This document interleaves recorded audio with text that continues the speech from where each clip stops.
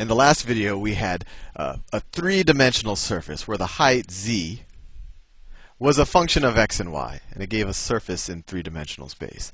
Now let's try to get our heads around what the gradient of a function of three variables looks like. So the easiest one for me to imagine is a scalar field. So what's a scalar field? Well, one that I find fairly intuitive is temperature in a three-dimensional room. So let's say that the temperature in a room is a function of where I am in the room. So let's say it's a function of my x, y, and z coordinates. And I don't know, I have never actually modeled temperature, but let's say I have a 20 Kelvin, actually let me make so that our vector field works out right. Let's say we have a 10 Kelvin heat source in the center of our room. And so I can imagine as you go further and further away from that heat source, it's going to get colder and colder. So let's say that the temperature function, and let's say that center of the room is at the coordinates x, y, and z is equal to 0. So let's say our temperature function, I'm just making this up, I don't know if this is an accurate model of temperature, it's equal to 20.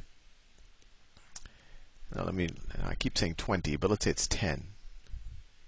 Let's say it's equal to 10 times e to the minus r squared.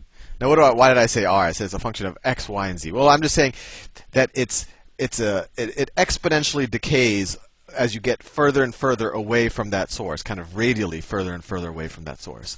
So what's a radial distance away? And this actually isn't that relevant to learning gradients, but let's get a little intuition about what that actual temperature function, how it actually changes as you go through the room. So the radius away from the center, that's just going to be the radius as r squared is just x squared plus y squared plus z squared. That's just the Pythagorean theorem in 3 dimensions. So let's write our temperature function. So let's write temperature as a function of x, y, and z is equal to 10 e to the minus x squared plus y squared plus z squared. Which is exactly what I wrote up here. I just, instead of writing x squared plus y squared plus z squared, I wrote r squared. Just to kind of give you the intuition that this expression is just saying the square of the distance as we get away from the center of our room, or from the coordinate 0, 0, 0. But that's not what we're learning here. But I want you to understand, at least conceptualize this. It's hard to draw a scalar field. All a scalar field means is that in any point in this space, and in this case we're dealing with three-dimensional space, at any point in that space we can associate a value. And that makes sense. If you were to take a thermometer and measure any point in space in the room that you're in right now, you would get a temperature. You wouldn't get a temperature and a direction, so it's not a vector field. You would just get a temperature, and that's why it's called a scalar field. Associated with every coordinate is just a temperature. So how would we view the gradient of this function? Well, the gradient of this function is going to tell us in which direction, and actually the gradient of this function is going to generate a vector field, because it's going to tell us in which direction do we have the largest increase in temperature, and also the magnitude of those vectors in that vector field will tell us how large of an increase in temperature we are looking at. Or you can kind of view it as almost a three-dimensional slope. Hope that doesn't confuse you. So let's compute the gradient, and then I'll show you a diagram that might make things a little bit more intuitive. Let me erase this thing down here. And I'm going to switch from this blue color because it's a little nauseating. So the gradient of t is going to be equal to the partial derivative of t with respect to x times the unit vector in the x direction plus the partial derivative of the temperature function with respect to y times the unit vector in the y direction plus the partial derivative of the temperature function with respect to z times the unit vector in the z direction. And now we just plug and chug and figure out the partial derivatives. So the gradient of t is equal to Now you might be daunted. Oh, I have an e to this, 3-variable function. How do I take the partial derivative? Remember, if you're taking the partial derivative with respect to x, you just pretend like the y's and the z's are constants. So let's do that. So the derivative, let's take the derivative of the inside function. That's what we have here. So minus x squared plus y squared plus z squared with respect to x. So you could distribute this minus if you like. So it'd be minus x squared minus y squared minus z squared. So the derivative of that with respect to x is just going to be, these are just constants, so they have, the derivative with respect to x is just 0. So the derivative is minus 2x, right? Minus 2x is the derivative of minus x squared. Minus 2x times the derivative of the outside. Well, what's the derivative of e to the x? The derivative of e to the x is e to the x. That's why e is such an amazing number. So and this 10 here, this is just a constant that, when you take the derivative of a constant times something, it's just the constant carries over. So the derivative of the outside function, or the outside expression, the way I imagine it, is equal to 10 e to the minus x squared plus y squared plus z squared.